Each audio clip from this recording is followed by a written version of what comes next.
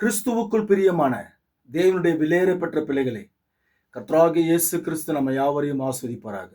God bless you. பிரியமான இந்த Christ revelation, இந்த மெசேஜ் பரிசுத்த ஆவியானுடைய துணையோடு இந்த செய்திகளை கொடுத்து கொண்டு வருகிறேன். இந்த செய்திகள் அனைத்தும் என்னுடைய சொந்த கற்பனை அல்ல, என்னுடைய சொந்த செய்தி அல்ல, என்னுடைய சொந்த வியாக்கியானம் அல்ல, எதுவுமே இல்லை. பரிசுத்த ஆவியானவர் உரைத்த செய்திகளை தான், அவருடைய செய்திகளை தான் உங்கள் மத்தியில் நான் பேசிக்கொண்டு இருக்கிறேன். இன்றைய காலத்தில், இன்றைய கடைசி காலத்தில், இன்றைய லவதிக்கியன் சபையின் காலத்தில் ஸ்தாபனங்கள் சத்தியங்களை, வெளிப்பாடுகளை, மறைப்பொருள்களை வெளிப்படுத்தாமல் வெறும் ஆசீர்வாதங்களை மட்டுமே, வேதத்தில் இருக்கிற வார்த்தைகளை மட்டுமே உங்களிடத்தில் சொல்லிக் கொண்டிருக்கிறார்கள். ஆனால் நான் ஏற்கனவே எல்லா யூடியூப்லயும் பேசி கொண்டு வருகிறேன். நான் பேசுறது ஸ்தாபன பாஸ்டர்கள் அறிவிக்க வேண்டியதை நான் பரிசுத்தாவி துணியோடு உங்கள் மத்தியிலே கிறிஸ்தவர்களுக்கு அறிவித்துக் கொண்டு வருகிறேன். இந்த எல்லா தீர்க்கதரிசிகளும், எல்லா சத்தியங்களும், எல்லா போதகரும் இன்றைய காலத்தில் அறிவிக்காத, பழைய காலத்து தீர்க்கதரிசிகளும் அறிவிக்காத ரகசியங்களை, வெளிப்பாடுகளை பரிசுத்த ஆவியானவர் இந்த லவதிக்கியன் சபை காலத்தில் இருக்கிற வில்லியம் மரியன் பெண்ணாம் சொல்லிக் கொண்டிருக்கிற தீர்க்கதரிசி, அவர் மூலியமாய் பேசிக் கொண்டிருக்கிற காரியங்களை தான் நான் உங்களிடத்தில் பேசிக் கொண்டிருக்கிறேன். இவர் தான் வில்லியம் மரியன் பெண்ணாம் தீர்க்கதரிசி என்று பல வீடியோக்களை இப்பொழுது புதிதாக உங்களிடத்தில் பேசிக் கொண்டிருக்கிறேன். இவர் பேசின ஒரு சில காரியங்களை தான், சத்தியங்களை தான் தேவன் இவர் மூலியமாய், கர்த்தர் இவர் மூலியமாய் பேசின வார்த்தைகளை தான் உங்களிடத்தில் நான் பேசிக்கொண்டு வருகிறேன். ஆகவே செய்திகளை கூர்ந்து கவனிங்கள். இந்த லவதிக்கியான் சபை காலத்திலே 1965க்கு முன்னால இவர் பேசின சத்தியங்கள் கிட்டத்தட்ட 1200 மெசேஜ்கள் இருக்கிறது என்று சொல்லப்படுகிறது. இவர் மூலியமாய் அநேக அற்புதங்களும் அடையாளங்களும், மரித்து பிணங்களும், 5 பிணங்களை, மரித்து போன பிணங்களை கர்த்தர் இவர் மூலியமாக எழுப்பியிருக்கிறார். இந்த கர்த்தர் ஜீவித்த காலத்தில் 3 பிணங்களை தான் எழுப்பியிருக்கிறார். ஆனால் இந்த கர்த்தர் இவர் மூலியமாக 5 பிணங்களை எழுப்பியிருக்கிறார். பல ஆயிரம் குஷ்டரோகிகளும், பல ஆயிரக்கணக்கான முடவர்களை பார்வையளித்திருக்கிறார், முடவர்களை நடக்க வைத்திருக்கிறார், ஏராளமான அற்புதங்களை செய்திருக்கிறார். இந்த 1953 ஜூன் மாதம் 9ஆம் தேதி அன்று இவர் ஒரு புதிய அந்த காலத்தில் அவர் செய்தி அளித்திருக்கிறார். அருமையான விலையேறப்பட்ட நண்பர்கள், சகோதரர்கள், அவங்க கஷ்டப்பட்டு பணம் செலவு பண்ணி இந்த ஒரு புக்கை அடித்திருக்கிறார்கள். என்னிடத்திலே கொடுத்தார்கள் வாசிக்க சொல்லி. நான் இதை வாசித்தேன். இந்த செய்தி, அவர் பேசுகிற இந்த செய்தி, அதாவது இந்த செய்தியுடைய, இந்த புத்தகத்தின் செய்தியின் தலைப்பு என்ன கிடக்கா, இந்த பள்ளத்தாக்கிலே எங்கும் வாய்க்கால்களை வெட்டுங்கள் என்ற புத்தகம். இது செய்தி வில்லியம் மரியன் நாம் பேசின, இந்த அருமையான விலையேறப்பட்ட சகோதரன் பேசின, தீர்க்கதரிசி பேசின செய்தி புக்கு இது. இந்த செய்தி புக்கு அவர் செய்தியை அளிப்பதற்கு முன்பாக ஒரு சிறிய அற்புதங்களை, சாட்சிகளை அவர் மூலியமாக, அதாவது இவர் மூலியமாக கர்த்தர் செய்த அதிசயத்தை இந்த புக்கில் பேசியிருக்கிறார். ஒரு சிறிய செய்தியை தான், ஒரு சிறிய சாட்சியை தான், ஒரு மிகப்பெரிய அற்புதங்களை குறித்து தான் உங்கள் மத்தியிலே ஒரு பகுதியாக எடுத்து பேச போகிறேன். அந்த அற்புதங்கள் வேதத்துக்கு இணைந்து இருக்கிறபடியே 2 காரியங்களை உங்களிடத்தில் பேசலாம் என்று ஆசைப்படுகிறேன். ஆகவே தேவனுடைய விலையேறப்பட்ட கிறிஸ்துவ நண்பர்களே, ஸ்தாபன பாஸ்டர்களே, தயவு செய்து முழுமையாய் பாருங்கள். கர்த்தர் உங்களை ஆஸ்வதிப்பார். முக்கியமா, விசேஷமா சொல்ல போனாக்கா, இன்றைய கடைசி காலத்திலே இவரை குறித்து, இவருடைய செய்திகளை குறித்து தான் ஒவ்வொரு சபையிலும் பேச வேண்டும். ஆனால் இன்றைக்கு பேசுவது கிடையாது. ஆக்சுவலா நான் வெளிப்படுத்தின புத்தகம் 2ஆம் அதிகாரம் 9ஆம் வசனத்துல அவர் மிகப்பெரிய ஒரு சத்தியத்தை பேசியிருக்கிறார். அது குறித்து தான் பேசலாம் என்று நினைத்தேன் இப்பொழுது இந்த சண்டேல. ஆனால் இந்த புத்தகம் என் கையில கிடைத்த பொழுது என் உள்ளத்திலே வார்த்தையானவர் இதை குறித்து பேசு என்று வார்த்தை என் உள்ளத்தில் பேசினபடினாலே இந்த வார்த்தையை குறித்து உங்களிடத்தில் பேச போகிறேன். இந்த மிக அற்புதமான ஒரு அற்புதத்தை நீங்கள் கேளுங்கள், ரசியுங்கள், ஆசீர்வாதங்களை பெற்றுக்கொள்ளுங்கள். செய்திகளை அநேக ஜனங்களுக்கு அனுப்புங்கள். தயவு செய்து அநேக பாஸ்டர்களுக்கு, அநேக விசுவாசிகளுக்கு செய்திகளை அனுப்புங்க. கர்த்தர் இவர் மூலமாய் செய்த அற்புதங்களை பாருங்கள். வேதத்துக்கு ஒப்பிட்டு நான் உங்களிடத்தில் காண்பிக்கின்றேன். சரி, காரியங்களை ஆயத்தப்படுத்து என்ற தலைப்பிலே நான் உங்களுக்கு பரிசுத்தாவி துணையோடு இவருடைய தீர்க்கதரிசி செய்தியை உங்களுக்கு பேச ஆசைப்படுகிறேன். அநேகர் கேட்டு நீங்கள் மகிழுங்கள், அதை ஏற்றுக்கொள்ளுங்கள். அதிலிருந்து என்ன கருத்துகள் வருகிறது என்பதை குறித்து நீங்கள் பாருங்கள். இந்த செய்தி நான் கொடுத்த சொன்னேன் இல்லையா, 1953 ஜூன் 9 அவர் பேசின வார்த்தை, இந்த பள்ளத்தாக்கில எங்கும் வாய்க்கால்களை வெட்டுங்கள் என்ற செய்தி பேசுவதற்கு முன்பாக ஒரு அற்புதத்தை குறித்து பேசுகிறார். அதை பாருங்கள். என்னுடைய சபையிலே ஒரு சீமாட்டி இருந்தால், ஒரு சீமாட்டியை குறித்து இந்த வில்லியம் பிரணாம் தீர்க்கதரிசி இந்த பள்ளத்தாக்கில எங்கும் வாய்க்கால்களை வெட்டுங்கள் அந்த செய்தியை கொடுப்பதற்கு முன்பாக ஒரு மிராக்கள், ஒரு அற்புதங்கள், கர்த்தர் செய்த காரியத்தை குறித்து அவர் பேசுகிறார். இப்போ நான் படிக்க போறத அவர் சொல்றாரு, என்னுடைய சபையில ஒரு சீமாட்டி இருந்தால், ஒரு சகோதரி இருந்தாங்களாம் அவருடைய சபையிலே. அந்த சகோதரியை குறித்து தான் கர்த்தர் அந்த சகோதரிக்கு செய்த அற்புதங்களை குறித்து தான் இவர் பேசுறாரு. இப்போ என்ன சொல்றாருன்னா, இவளுடைய கணவன் பெயர், அந்த சகோதரனுடைய கணவன் பெயர் வந்து சகோதரன் பீலர். நல்லா புரிஞ்சுக்கணும், சகோதரன் பீலர். இவர் மனைவியின் பெயர் வந்து திருமதி வெப்பர். அவருடைய மனைவியின் பெயர் வந்து வெப்பர், கணவனுடைய பேர் வந்து பீலர். திருமதி வெப்பர் என்பவள் காச நோயால் மரித்து கொண்டிருந்தாள். டிபி, இவங்களால காச நோய்னா டிபி உங்களுக்கு தெரியும். அந்த காச நோயா, அந்த டிபி வியாதி ரொம்ப ஓவரா முத்தி போய் மரிக்கிற நிலைமைக்கு வந்துட்டாங்க அந்த சகோதரி. அந்த சகோதரி பேர் அது திருமதி வெப்பர். கடைசி கட்டத்தில் அவள் சுகாதார நிலையத்தில் இருந்தாள். அங்க வந்து சுகாதார நிலையத்தில் வந்து அந்த சகோதரி வந்து இருக்கிறாங்க. காச நோயினால் ரொம்ப அதிகமா பாதிக்கப்பட்டு சுகாதார நிலையத்தில் இருந்தார்கள்.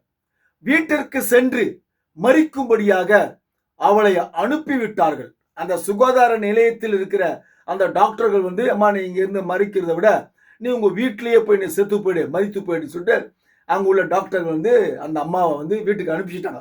நீ போயிடுமா, வீட்டிலே போய் மறிச்சிடுமான்னு சொல்லிட்டு, வீட்டிலே போய் செத்து போமான்னு சொல்லிட்டு. அவளுக்கு ஒன்றுமே செய்ய முடியாது என்று கூறிவிட்டார்கள். ரொம்ப ஓவரா முத்தி போச்சு, ஒண்ணுமே செய்ய முடியாது, நீ மறிச்சிருவ.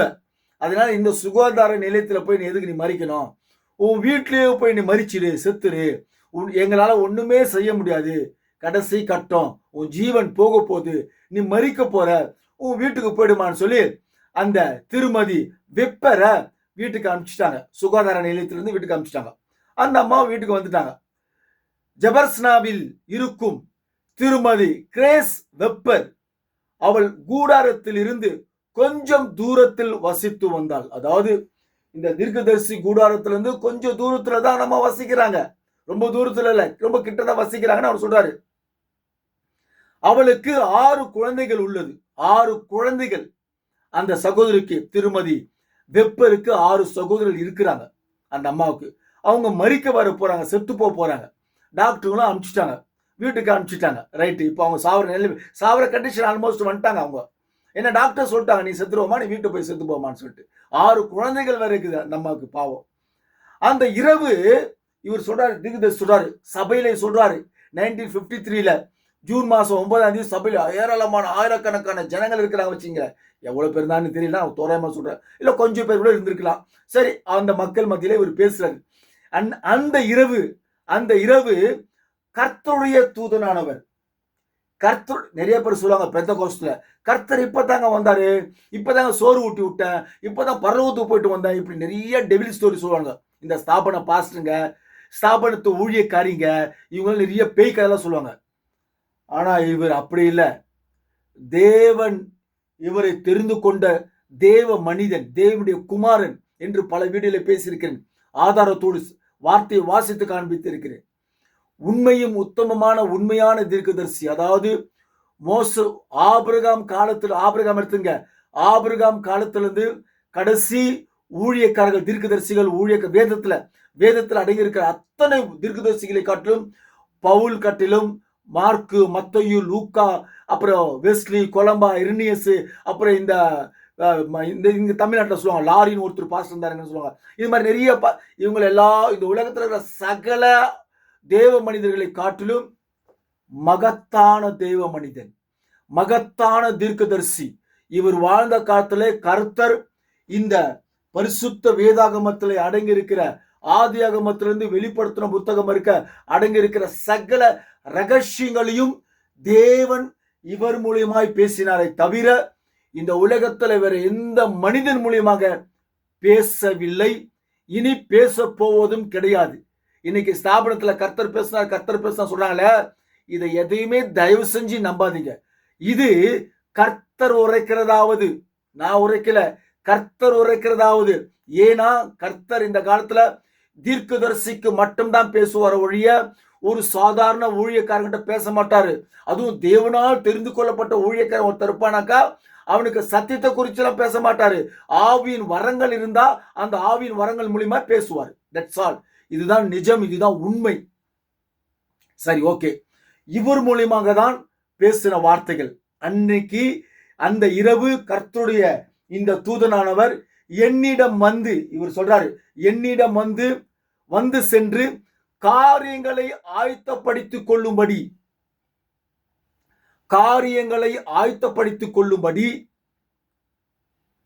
திரு வெப்பரிடம், அதாவது அந்த காச நோயால் மறிக்க போகிறாங்களே திரு வெப்பர், அந்த சகோதரி, அந்த சகோதரருடைய கணவர்கிட்ட போய் சொல்லு அப்படின்னு கர்த்தர் சொல்றாரு. நைட் இந்த சகோதரனை சந்திச்சு என்ன சொல்றாரு,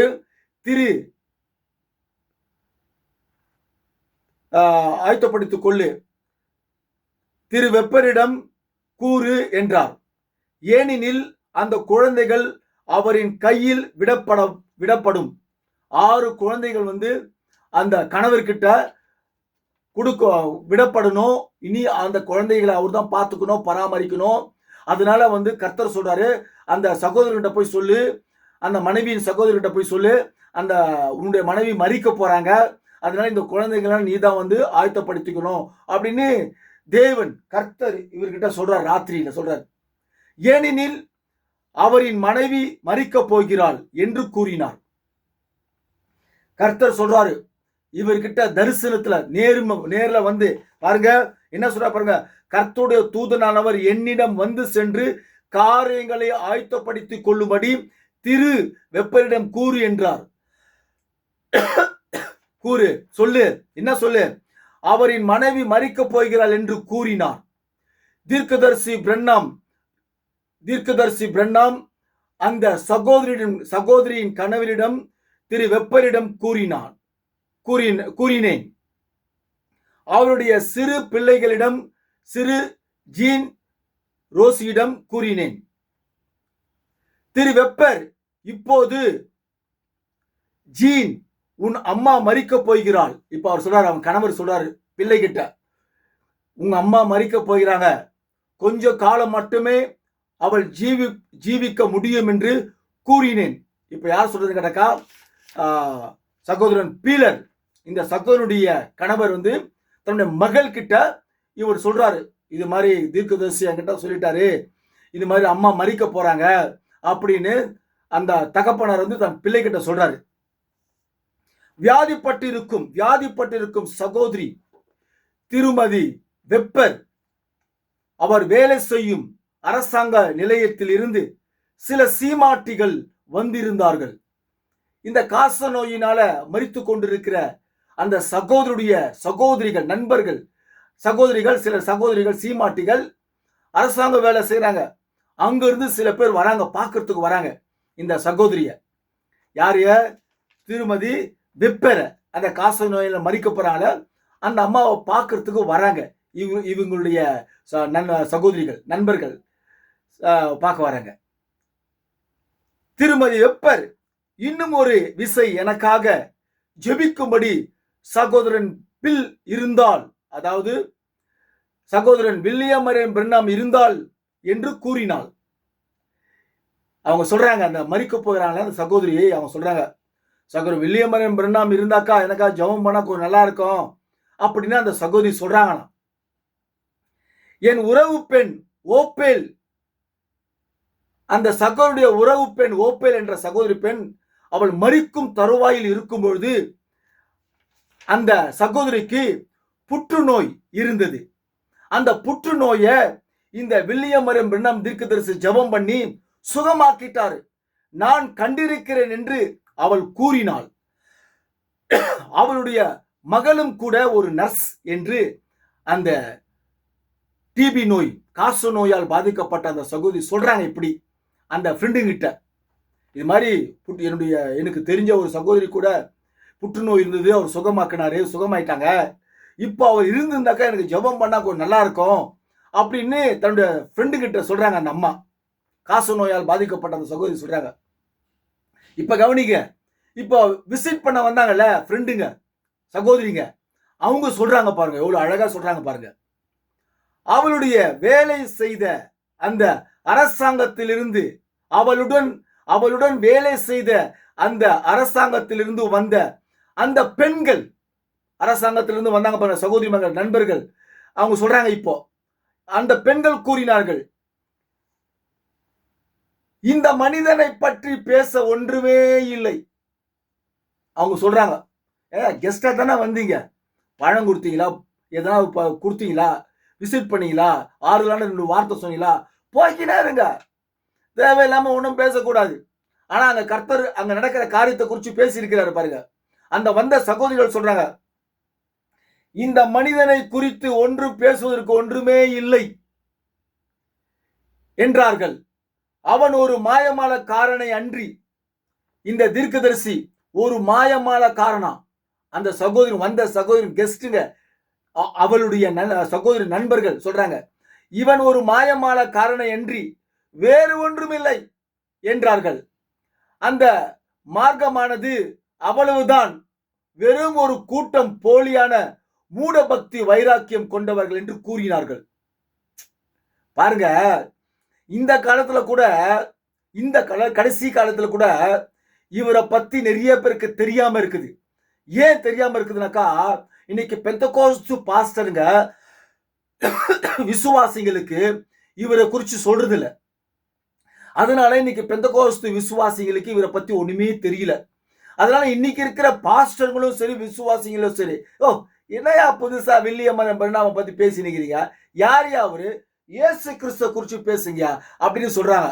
நான் உங்களை கேட்கிறேன், நீங்களாம் எதுக்கு பவுலை குறிச்சு பேசுறீங்க? பைபிள் எடுத்து பவுலை குறிச்சியோ, மார்க்க பற்றியோ, லூக்கா குறிச்சியோ எதுக்கு பேசுறீங்க அப்படின்னு கேட்டாக்க அவன் சொல்றான், ஏங்க பைபிள் இருக்குதுங்க அப்படின்னு சொல்றான். சரி, அவன் பைபிள் இருக்குது. மார்ட்டின் லுத்தரை குறிச்சு அவரை குறிச்சு பேசி மார்ட்டின் லுத்தர் ஒரு ஸ்தாபனத்தை உருவாக்கினாரு. வெஸ்லி ஒரு ஸ்தாபனத்தை உருவாக்கிட்டாங்க. வெஸ்லில யாரியா, மார்ட்டின் லுத்தர் யாரியா, கொலம்பா யாரியா, இர்னேஸ் யாரியா, அவரை குறிச்சு சபையில பேசுறாங்களே, அவங்களை குறிச்சு பைபிள் இருக்குதா அப்படின்னு கேட்டா அவங்களால பதில் சொல்ல முடியல. இல்ல, அதே மாதிரி தான் தேவனால் தெரிந்து கொள்ளப்பட்ட, தேவன் அழைத்த உண்மையான உத்தமமான தீர்க்கதரிசி வில்லியம் மரியன் பெர்னாம் பிரசங்கம் மட்டும் இல்லைங்க, இவர் மூலமா அநேக கிரிகளை நடப்பித்திருக்கிறார். ஹல்லேலூயா.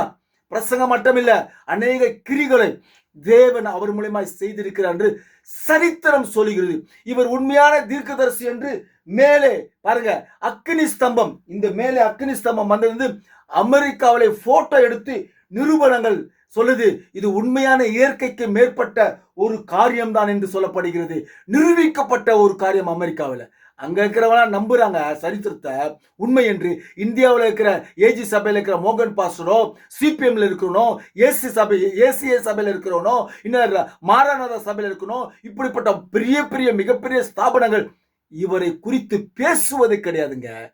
இன்னைக்கு எப்படி வந்த சகோதரிகள், அந்த காசு நோயால் பாதிக்கப்பட்ட சகோதரிகள் எப்படி பேசினார்களோ அதே மாதிரிதான் இன்றைக்கு காலத்திலும் சபைகளிலே பாஸ்டர்களும் விசுவாசிகளும் இவரை குறித்து பேசுற, யாரு அவரு, அவருக்கு என்ன தெரியும், அவரை குறித்து புதுசா பேசினீங்க, அவர் யாரு அவரு, இருக்கட்டும், அவரை பத்தி ஏன் பேசுறீங்க? அருமை தேவனுடைய விலையேறப்பட்ட என் அருமை சகோதரே, என் அருமை சகோதரனே, விலையேறப்பட்ட என் அருமை நண்பர்களே, இவருடைய செய்தியை கேட்க மறுத்தீங்கனாக்கா, இயேசு கிறிஸ்து நாமத்தினால் நான் சொல்றேன், நான் சொல்ல, இது கர்த்தர் உரைக்கிறதாவது பரலோகமே உனக்கு கிடையாது. நான் சொல்லல, கர்த்தர் சொல்றாரு. இவருடைய செய்தியை நீ மறுக்கிறனக்கா, ஏற்றுக்கொள்ளனக்கா, பரலோகமே இல்லை என்று கர்த்தர் உரைத்த வார்த்தையை தான் உங்களுக்கு நான் சொல்றேன். சரி, ஓகே. அந்த சகோதரர்கள் சொல்றாங்க, அவன் அந்த மனிதனை பற்றி ஒன்றுமே பேசுவதற்கு ஒன்றுமே இல்லை, அவன் ஒரு மாயமான காரணம் என்று வேறு ஒன்றுமில்லை. இன்றைக்கு அதுதான் இன்னைக்கு ஸ்தாபன பாஸ்டர்களும் சில விசுவாசிகளும் பேசிக் கொண்டிருக்கிறாங்க. இந்த ஆளு யார், இவரை பத்தி ஒண்ணுமே இல்லை, இவரை பத்தி பேசுறதுக்கு ஒன்றுமே இல்லை. அந்த மகத்தான அந்த மார்க்கமானது அவ்வளவுதான். வெறும் வெறும் ஜஸ்ட் ஒரு கூட்டம், போலியான மூட நம்பிக்கை வைராக்கியம் கொண்டவர்கள் என்று கூறினார்கள். அந்த அரசாங்கத்திலிருந்து வந்த அந்த காச நோயால் பாதிக்கப்பட்ட அவளுடைய நண்பர்கள், சகோதரிகள், வேலை செய்த சகோதரிகள் சொல்றாங்க, அப்படி சொல்றாங்க. அதற்கு அவங்க அந்த அம்மா சொல்றாங்க, காச நோயால் பாதிக்கப்பட்ட அந்த அம்மா சொல்றாங்க, திருமதி வெப்பர் கூறினாள், பாருங்கள், நான் மரித்துக் கொண்டிருப்பது எனக்கு அது தெரியும், ஆனால் நீங்கள் பேசுவதை என்னால் பொறுத்து கொள்ள முடியாது. ஹல்லேலூயா. என்னாலே அது பொறுத்து கொள்ள முடியல. ஹலோ சகோதரியே, அப்படி பேசாத, அது உனக்கு தெரியலனா நீ அமைதியாரு.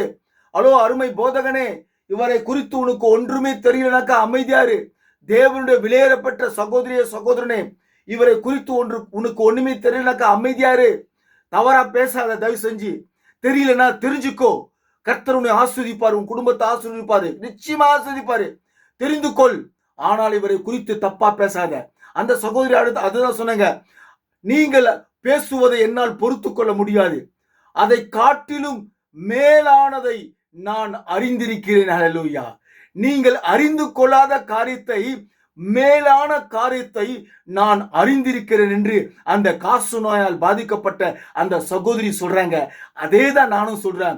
நீங்கெல்லாம் ஸ்தாபன பாஸ்டர்கள் எல்லாம், ஸ்தாபன விசுவாசிகள் அறிந்து கொள்ளாத மேலான காரியத்தை நான் அறிந்திருக்கிறபடினால்தான் இந்த தீர்க்கதரிசியை குறித்து உங்களிடத்தில் அறிமுகப்படுத்திக் கொண்டு வருகிறேன். தேவனுடைய வெளியேறப்பெற்ற சகோதரிகளே, சகோதரனே, டான்ஸ் ஆடும் பாஸ்டர்களே, புரிந்து கொள்ளுங்கள், மனம் திரும்புங்கள், தயவு செய்து சத்தியத்தை கேளுங்கள்.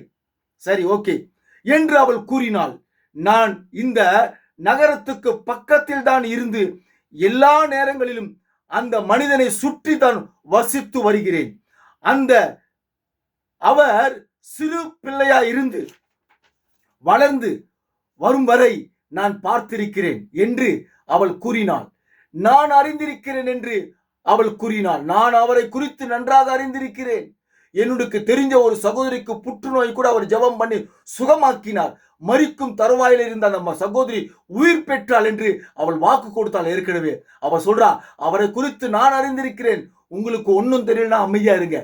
தப்பு தப்பா மாயமாலக்காரன் என்று, பொய்க்காரன் என்று சொல்லாதீங்க, அவரை குறித்து எனக்கு நல்லாவே தெரியும் என்று அங்கே அவர்கள் மத்தியிலே இவரை குறித்து பேசுகிறார். நீங்கள் வேண்டுமானாலும் அதை போலி என்று சொல்லிக் கொள்ளுங்கள். நீங்க எதனா சொல்லிக்குங்க, அதை பத்தி எனக்கு கவலை இல்லை. ஏன்னா இந்த ஜோசப் புதுசாக இவரை குறித்து பேசுறாரு, தப்பா கூட சில பேர் பேசலாம், சில பேர் பார்க்காமலே கூட இருக்கலாம். ஒன்னே ஒன்று சொல்றேன் பாருங்க, பல வீடியோவில் பேசுகிறேன், பணத்திற்காக நான் ஊழியம் செய்யவில்லை, சரி, ஆனால் நான் அதை மிக அதிகமாக கண்டிருக்கிறேன். மேலும் தேவன் ஜனங்களை சுகமாக்குவதை கண்டிருக்கிறேன். தேவன் இவர் மூலியமா சுகமாக்கின எல்லாத்தையும் நான் கண்டிருக்கிறேன், பார்த்திருக்கிறேன் என்று கூறினாள். அந்த மனிதன் ஜீவத்தை நான் அறிந்திருக்கிறேன். அந்த சகோதரி சொல்றாங்க, அந்த மனிதனுடைய ஜீவத்தை நான் அறிந்திருக்கிறேன் என்று அந்த காசு நோயால் பாதிக்கப்பட்ட அந்த அருகில் இருக்கிற ஜனங்க மத்தியில் அந்த சகோதரி இவரை குறித்து சாட்சி கொடுக்கிறார். இன்றைக்கு பாஸ்டர் சொல்லிக் கொண்டிருக்கிற அந்த பாஸ்டர் அவங்க வசிக்கிற அந்த இடத்துல யாராவது உண்மையா உத்தமமா உண்மையா இந்த பாஸ்டர் உண்மையான பாஸ்டர் தாங்க அறிவிச்சாங்கன்னா உண்மையிலே கிரேட். ஹல்லேலூயா. யாரா அது மாதிரி சொல்லுவாங்களா? ஆனா அந்த சகோதரி சொல்றாங்க, இவரை குறித்து எனக்கு தெரியும், சின்ன வயசுல இருந்து பார்க்கிறேன் என்று இவரை குறித்து சொல்றாங்க. அந்த மனிதன் ஜீவியத்தை நான் அறிந்திருக்கிறேன் என்று, மேலும் அது உண்மை என்பதை நான் அறிந்திருக்கிறேன் என்று அவள் கூறினாள். இப்படியாக அந்த காசு நோயால் பாதிக்கப்பட்ட அந்த சகோதரி அவங்க கிட்ட அந்த அந்த சகோதரியை பார்க்க வந்த நண்பர்கிட்ட அந்த சகோதரி சொல்றாங்க. இப்படி பேசின்னு இருக்கும் போது எதிர்பாராத விதத்தில் கர்த்தருடைய தூதனானவர் அதை கேட்டு விட்டார். ஹல்லேலூயா. இந்த வார்த்தையின் அவசியம் ரொம்ப எனக்கு பிடிச்சிருச்சு. இந்த மெசேஜ் படிக்கும்போது ரொம்ப பிடிச்சிருச்சு. உடனே ஆவியானவர் சொல்றாரு, வார்த்தையானவர் சொல்றாரு, இதை குறித்து நீ பேசு மக்கள்கிட்ட சொல்லிட்டு. அதை இப்ப நான் பேசுறேன். நான் எதிர்பாராத விதத்தில். ஹல்லேலூயா. அந்த வார்த்தையை கேளுங்களேன். எதிர்பாராத விதத்தில் கர்த்தருடைய தூதனானவர் அதை கேட்டு விட்டாரா. இப்ப இங்க 2 பேர் பேசுறாங்கல்ல, இந்த 2 பேர் பேசும்பொழுது நீங்க பாத்தீங்கன்னாக்கா எனக்கு உடனே இந்த தீர்க்கதரிசி இந்த தீர்க்கதரிசி, இவர் ஜீவித்த இந்த காலத்துல தீர்க்கதரிசி, இந்த தீர்க்கதரிசி சிலுவையிலே மரிக்கும் பொழுது 2 கள்ளர்கள் இருந்தாங்க. 2 கள்ளர்கள் இருந்தாங்க. அதை குறித்து நான் உங்கள்கிட்ட வாசிக்கிறேன். எனக்கு இதுதான் ஞாபகம் வந்தது. அல்லேலூயா. 2 கள்ளர்கள் இருந்தாங்க இந்த தீர்க்கதரிசி சிலுவையில் இருக்கும்போது. அதுல ஒரு கள்ளன் என்ன சொன்னா பாருங்க. லூக்கா 23ஆம் அதிகாரம் 39ல இருந்து 49 வரைக்கும் வாசிங்க. 39ல இருந்து 43 வரைக்கும் வாசனம். லூக்கா 23ஆம் அதிகாரம். அதுல ஒன்னு வாசி 39 வாசிக்கிறேன். அன்றியும் சிலுவையில் அறையப்பட்டிருந்த குற்றவாளிகளில் ஒருவன், நீ கிறிஸ்துவானால் உன்னையும் எங்களையும் ரட்சித்துக்கொள் என்று இகழ்ந்தான். இப்போ இந்த காச நோயால் பாதிக்கப்பட்ட அந்த சகோதரி அங்க படுத்திருக்கும் போது அந்த சகோதரி கிட்ட அவன் ஃப்ரெண்ட்ஸுங்க சொல்றாங்க, அவனை பத்தி பேசுறதுக்குலாம் ஒண்ணுமே இல்லை, அவன் ஒரு மாயமாலக்காரன், சும்மா மூட நம்பிக்கை பக்தி உள்ளவங்க, அவங்க அதை பத்தி எங்ககிட்ட வந்து பேசுகிற கம்னீர் அப்படின்னு அவங்க சொன்னாங்க அந்த சகோதரிங்க. இப்ப நான் உங்களுக்கு படிச்சு காமிச்சேன். பைபிள்ல நீங்க பாருங்க, இந்த தீர்க்கதரிசி மரிக்கும் போது சிலுவையில தொங்கின்னு கொண்டிருக்கும் போது அதுல ஒருத்தர் சொன்னான், டேய் என்னடா நீ குற்றவாளி ஒரு சொல்றான், நீ கிறிஸ்துவானால் உன்னையும் எங்களையும் ரட்சித்துக்கொள் என்று இகழ்ந்தான். மற்றவனோ அவனை நோக்கி, ஏய் என்னடா பேச்சு பேசுற, நீ இந்த ஆக்கினிக்குள்ளாகப்பட்டவனா இருந்தும் தேவனுக்கு நீ பயப்படுகிறது இல்லையா? அப்போ இந்த காசு நோயால் பாதிக்கப்பட்டிருந்த அந்த சகோதரிகள் நண்பர்கள் வந்து தேவனுக்கு பயப்படக்கூடிய பயம் அவங்க கிட்ட இல்ல. இன்னைக்கு இவர் தீர்க்கதரிசி என்று நான் அறிவிக்கிறேன், ஆனா இன்னைக்கு சிந்திச்சு செயல்பட்டு பேசக்கூடிய மனசு அவங்ககிட்ட இல்ல. தேவனுடைய பயம் இல்லை இன்னைக்கு கிறிஸ்தவங்கிட்ட, ஊழியக்காரங்கிட்ட. அதனாலதான் இவரை குறிச்சு தப்பா பேசுறாங்க. இவரை குறிச்சு ஒருத்தன் தப்பா பேசுறான், பாஸ்டரோ விசுவாசனக்கா, தேவனுடைய பயம் அவங்ககிட்ட இல்ல. ஒரு பாவி சொல்றான் பாருங்க இன்னொரு பாவியை பார்த்து, நீ இந்த ஆக்கினிக்குள்ளாகப்பட்டிருந்தும் தேவனுக்கு நீ பயப்படுகிறது இல்லையா? நாமோ நியாயப்படி தண்டிக்கப்பட்டிருக்கிறோம், நாம் நடப்பித்தவைகளுக்கு தக்கதாக பலனை அடைந்திருக்கிறோம். இவரோ இந்த தீர்க்கதரிசியோ தகாதது ஒன்றையும் நடப்பிக்கவில்லையே என்று அவனை கடிந்து கொண்டான். இந்த காச நோயால் பாதிக்கப்பட்ட அந்த சகோதரி சொல்றாங்க, இந்த பார் இந்த மாதிரிலாம் நீங்க பேசாதீங்க, பேசுனா நீங்க பேசிக்கீங்க, இந்த மாதிரி பேசாதீங்க. எழுதிருக்க சிறு வயசுல இருந்து இந்த தீர்க்கதரிசி நான் பார்க்கிறேன், மேலான அற்புதங்களை செய்திருக்கிறேன், நான் கண்டிருக்கிறேன், மகத்தானவர், நல்லவர், இவருடைய ஜீவத்தை குறித்து எனக்கு தெரியும், இவர் சிறு வயதிலிருந்தே நான் பார்த்து கொண்டிருக்கேன்னு இவரை குறித்து அந்த அம்மா பேசினாங்க. ஹல்லேலூயா. இவனோ ஒரு பக்கம் இருக்கிற கல்லவனோ, வலது பக்கத்துல இருந்த கல்லவனோ இந்த தீர்க்கதரிசிக்கு சப்போர்ட் பண்ணி பேசினான். உடனே இந்த தீர்க்கதரிசி சொன்னாரு, இப்போ இந்த நிமிஷமே என்னோடு கூட பரதேசில இருப்பான்னு சொல்லிட்டாரு. அவனுக்கு இவருக்கு சப்போர்ட் பண்ணி பேசுறதுனால. சரி, இப்போ இந்த சகோதரி, இப்போ இங்க எடுத்துக்குவோம், இந்த காச நோயால் பாதிக்கப்பட்ட அந்த சகோதரி இந்த தீர்க்கதரிசிக்கு அந்த ஃப்ரெண்டு கிட்ட சப்போர்ட் பண்ணி பேசினா, உண்மையான ஜீவத்தை குறித்து உண்மையை உத்தமமா பேசினா. அதுக்கு கர்த்தர் என்ன செய்யறாரு பாருங்களேன், இவர்கிட்ட பேசுனத எதிர்பாராத விதத்தில் கர்த்தருடைய தூதனாரோ அதை கேட்டு விட்டாரா? எதிர்பாராத விதத்தில். தேவனுடைய விலையேறப்பட்ட பிள்ளைகளே, நீங்களும் கூட சரி, தேவனை குறித்து, இயேசு கிறிஸ்துவை குறித்து ஒரு சகோதரர்கிட்டயோ ஒரு சகோதரிகிட்டயோ நீங்க பேசுவீங்கன்னு சொன்னீங்கக்கா, இந்த தீர்க்கதரிசியை குறித்து மற்றவர்களிடத்துல நீங்கள் பேசுவீர்கள் என்று சொன்னாக்கா, இந்த தீர்க்கதரிசியை குறித்து, சத்தியத்தை குறித்து ஒரு சகோதரர்கிட்டயோ ஒரு சகோதரிகிட்டயோ ஸ்தாபன பாஸ்டர்கிட்டயோ மனவாட்டி சொல்லக்கூடிய அவள் பேசுவாள் என்று சொன்னால், கர்த்தர் அதை கேட்டுக்கொண்டிருக்கிறாள் என்பதை நீங்கள் மறந்து விடாதீர்கள். எதிர்பாராத விதத்தில் கர்த்தருடைய தூதனானவர் அதை கேட்டு விட்டார். சரியாக அந்த இரவிலே என்னுடைய நாற்காலிக்கு பக்கத்தில் அமர்ந்திருந்தேன். சரியாக காலை 3 மணிக்கு நாற்காலியில் உட்கார்ந்திருந்த போது அவர் வாசலின் வழியாக நடந்து வருவதை நான் கண்டேன். இது உண்மை, கர்த்தர் உரைக்கிறதாவது கண்டேன். அவர் நாளை பாருங்க, இப்போ இவர் சொல்றாரு, இயேசுநாதர் சொல்றாரு, கர்த்தருடைய தூதன் அவர் சொல்றாரு, மறுபடியும் அவருக்கு தரிசனமாய் கிட்ட வந்து பேசுறாரு, இவர்கிட்ட பேசுறாரு. அவர் நாளை ஞாயிற்றுக்கிழமை அவர்கள் திருமதி வெப்பரை, அதாவது காச நோயால் பாதிக்கப்பட்டிருக்கிறாங்கள அந்த அம்மாவை குறித்து கர்த்தர் பேசுறாரு இவர்கிட்ட, தீர்க்கதரிசிகிட்ட. திருமதி வெப்பரை அழைத்து அவளை இங்கே கொண்டு வர போகிறார்கள், அவளுடைய கூடாரத்துக்கு கொண்டு வர போகிறார்கள். அவள் பாருங்க, கர்த்தர் எவ்வளவு அழகா கரெக்டா அவ எங்க உட்கார போறா, எப்படி உட்கார போறா, எல்லாம் புட்டு புட்டு வைக்கிறார். தீர்க்கதரிசி கிட்ட கொண்டு வர போகிறார்கள்.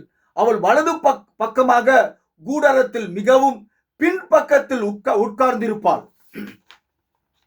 அவள் பேசியதை நான் கேட்டேன். Hallelujah, Jesus Christ, thank you my father, holy spirit, thank you my jesus. இவர் சொல்றாரு, அந்த சகோதரி கிட்ட உன்னை பத்தி பேசினதை நான் கேட்டேன். அவள் என்ன கூறினாலோ அதை நான் கேட்டேன். அவள் என்ன கூறினாலோ அதை நான் கேட்டேன். இன்றைக்கு மனவாட்டி சொல்லிக் கொண்டிருக்கிற ஒரு சகோதரியோ சகோதரனோ இந்த தீர்க்கதரிசியை குறித்து வேற யாருக்குன்னா ஃப்ரெண்டு கிட்ட எங்கன்னா பேசினாங்கனாக்கா அவர் கேட்பார், நிச்சயமா கேட்பார். கர்த்தர் உரைக்கிறதாவது அவள் மரிக்க போவதில்லை. ஹல்லேலூயா, ஜீசஸ், பிரைஸ் தி லார்ட். ஏன் இவருக்காக வக்காலத்து வாங்கினா. மரிக்கும் டாக்டர்களா கைவிட்டாங்க, செத்துருவாங்க, நீங்க வீட்டுக்கு கொண்டு போங்க, சுகாதார நிலையத்தில் இவங்க வைக்க வேண்டாம், வேஸ்ட், வீட்டில் போய் சாப்பிட்டோம், கொண்டு போங்க அப்படின்னு சொல்லிட்டாங்க. இவரை குறிச்சு பேசுனதுனால கர்த்தர் சொல்றாரு, அவள் மரிக்க போவதில்லை, அவள் ஜீவிக்க போகிறாள் என்று அவளிடம் கூறு என்றாள். அது சரியானதோ, அதற்கான அது எது மன்னிக்கணும், எது சரியானதோ அதற்காக அவள் நின்ற போது, எது சரியானதோ அதற்காக அவள் நின்ற போது, இன்னைக்கும் எது சரியா இருக்குது, இவர் ரியல் தீர்க்கதரிசி, இவருடைய சத்தியம் உண்மையானது என்று அறிந்து எது சரியானதோ அதற்காக நீங்கள் நின்ற போது, அவள் நின்ற அன்னைக்கு நின்ற போது அவளுடைய பிரசனம் அங்கே இருந்தது. பாருங்கள், அவளுடைய பிரசனம் அங்கே இருந்தது. அவர் அவளை கண்டுபிடித்தார். அவர் இன்றைக்கும் உங்களை யாவரும் கண்டுபிடித்துக் கொண்டிருக்கிறார். அவள் கூறினாலோ அவரை கண்டுபிடித்தார். எனவே அவள் என்ன கூறினாலோ அதை என்னிடம் கூறினார். இவர் சொல்றாரு, அந்த பெண்மணி என்ன கூறினாலோ ஃப்ரெண்டுக்கு கிட்ட அதை அப்படியே என்கிட்ட சொன்னாரு. இயேசுநாதர் கர்த்தர் சொன்னார், என்கிட்ட கூறினாள். எது தேவனுக்கு சார்பாக பேசினாலோ, பிரதிநித்துவம் படுத்துகிறதோ அது அவளுக்கு மரியாதை கொடுத்தார். கர்த்தர் மரியாதை கொடுத்தாராம் அந்த சகோதரிக்கு. காசு நோயால் பாதிக்கப்பட்ட அந்த சகோதரிக்கு கர்த்தர் மரியாதை கொடுத்தாராம். எனவே தேவன் அதே காரியத்தை தான் உங்களுக்கும் செய்வார். அல்லேலூயா, தேவன் அதே காரியத்தை தான் உங்களுக்கும் செய்வார். இப்ப நான் பேசுனேன் இல்லையா, நீங்க இவரை குறிச்சு என்ன பேசுறீங்களோ அதுதான் உங்களுக்கும், அந்த சகோதரிக்கு பண்ணது போல இன்றைக்கு மனவாட்டிக்கும் பண்ணுவார். எனக்கு மரியாதை கொடுப்பதினால் அல்ல, தீர்க்கதரிசிக்கு மரியாதை கொடுப்பதினால் அல்ல, ஆனால் அவருக்கு, கிறிஸ்துவுக்கு உங்களுடைய சுகமளித்தலுக்காக மரித்த அந்த ஒருவருக்கு மரியாதை கொடுப்பதினால், இவர் சொல்றாரு, எனக்கு அல்ல, இவருக்கு நீங்கள் மரியாதை கொடுப்பதினால். அப்ப இவர் எங்க இருக்கிறாரு?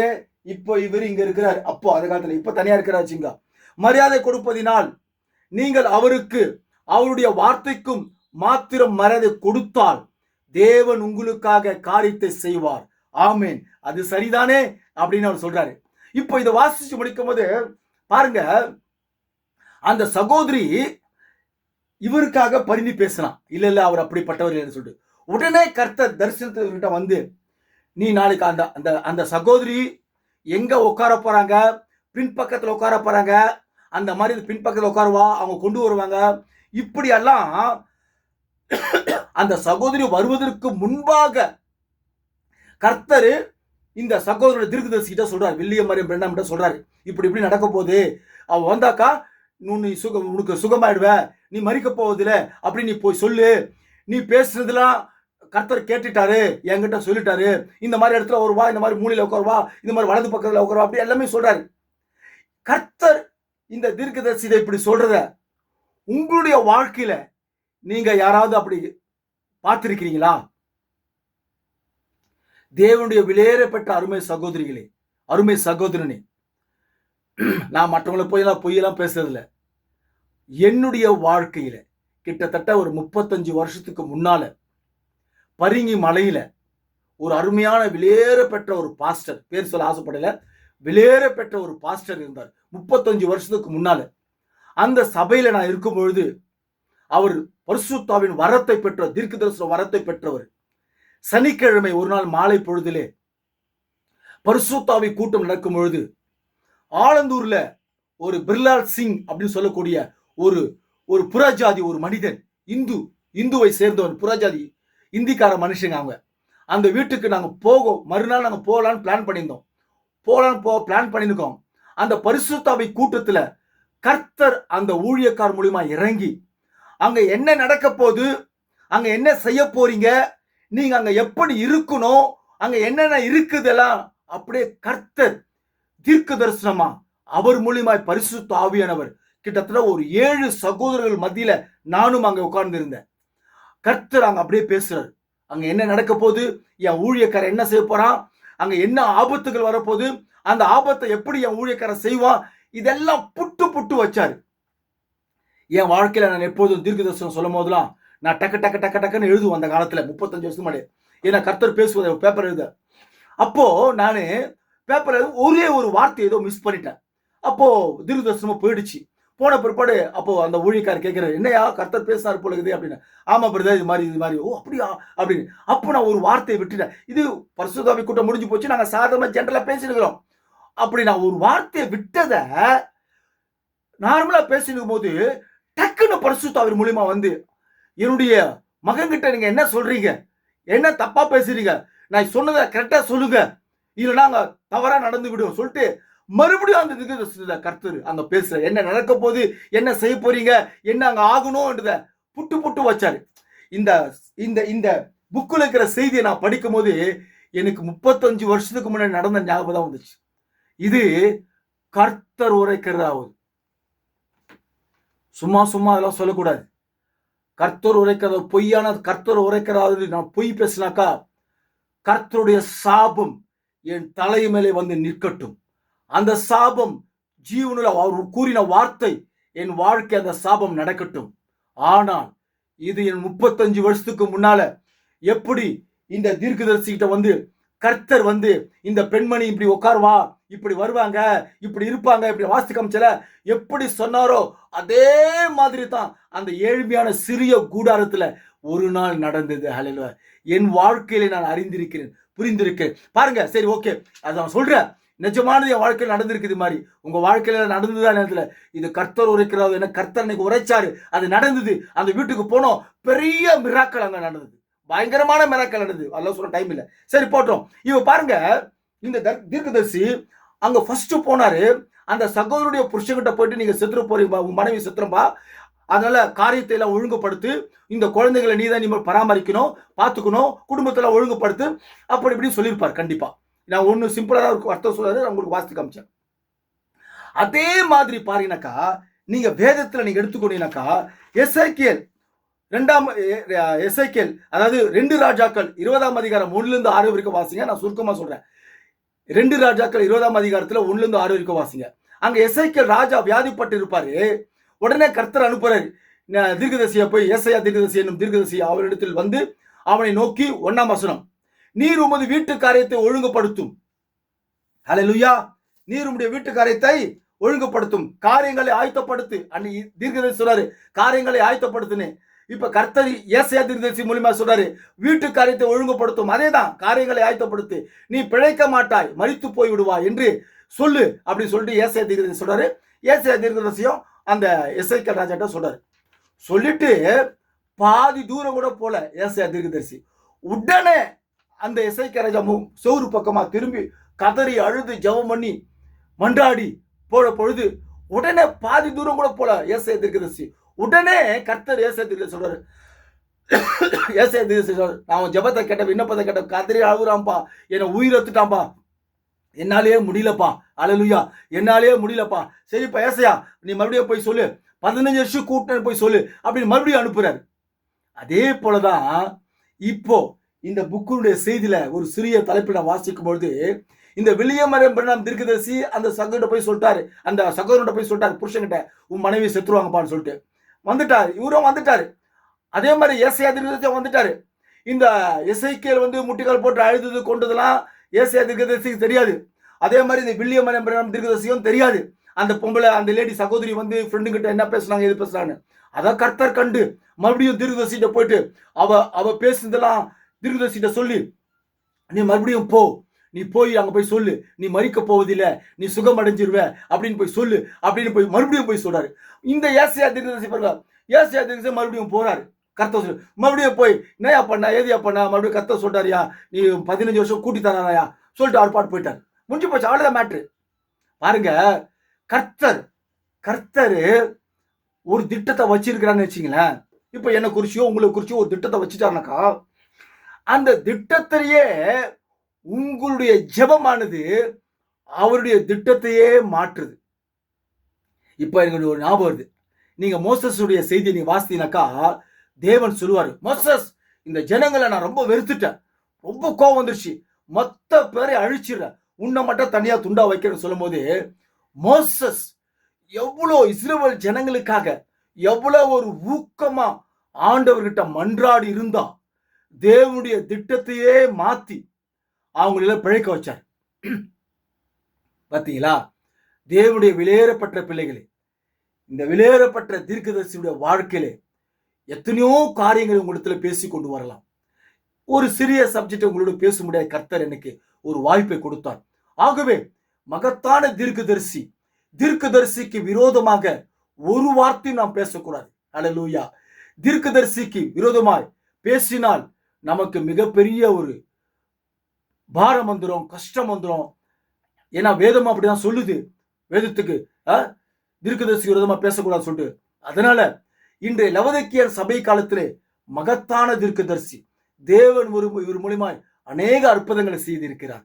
நாமும் கூட தீர்க்கதரிசிக்கு விரோதமாய் ஒன்றும் பேசாமல் இவருடைய சத்தியத்தை கேட்டு அதை விசுவாசித்து அநேகர் மத்தியிலே அந்த சத்தியத்தை குறித்து நாம் பேசுவோம் என்று சொன்னால் கர்த்தர் கேட்டு நமக்கும் மிகப்பெரிய ஒரு அற்புதத்தை செய்வார். அல்லேலூயா.